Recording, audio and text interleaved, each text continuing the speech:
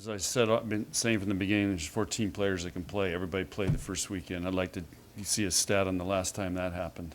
So they're all doing a good job, and we're confident putting any of them in. When you look back to Kayla's playing days, did you think she had it in her to become a coach? No. No. But I hired her. Did I think she'd become a head coach? No. But, you know, I hired her. She was just coming off the Olympics. And I can't remember when we hired her. I mean, I wanted to get a former player back here. And she was available. But I never thought she would end up being a head coach. But she's done a good job. And she, you know, her and Danny probably have two of the greatest turnarounds in college volleyball at their schools. So, I mean, Kayla went from not winning a match to, going to the NCAA tournament. So you guys can check the stat facts on that. When's the last time that happened? When she was working for you, what stood out about her coaching? Just she had just come off the Olympics. She had a lot of confidence, and she knows our program, and I think she had dabbled a little bit coaching Pepperdine men, was a volunteer assistant with them. So she kind of was, excited about coaching. So we just thought, let's go for it, see what happens.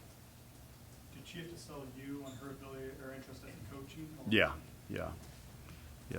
And Kayla's got a great story. I mean, she, basically came here as a walk-on, was a setter, converted to libero, goes to the Olympics, and is considered the best libero in the Olympics, the best passer in the world, and so it's a great story.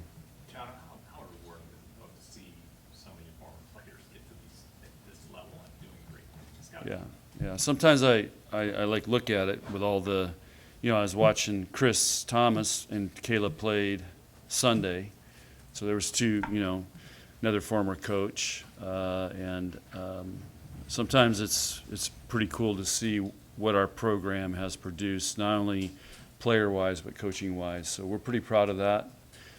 Sometimes I think it's, I'm not the best person to work for, but I push them and try to get them to get better and challenge them in other ways besides just being a coach. And I think that's part of my responsibility is to develop coaches. Why are you hard to work for? Demanding, attention to detail. This generation doesn't like that so much, so it's a constant battle. I love it. I love the battle. Did you think Whitney would have that kind of weekend? Did you anticipate that through spring and summer? Yeah. I expect more from her. What made you think she was going to play like that, and what did you see? She's been on a mission. You've been on a mission all summer and just in practice. She's starting to figure it out a little bit. Last year was, freshman year and just trying to survive, and now I think she's on a mission. She knows what she wants, and she's gone after it. She wants to play. She wants to be great. She got lifter of the year. That's a big telltale sign right there. You talked last year about how much of an athletic freak she was too, but put in that time in the weight room, how did she transform physically and athletically to where she's now? Yeah, well, she's always been a great athlete. It's just becoming a better volleyball player, and she's very quick. She flies. She's fast off the floor. She's got a very fast arm. So those are a lot of things you can't coach or develop. She has those, and we can refine them. But she's got some talent there to work with.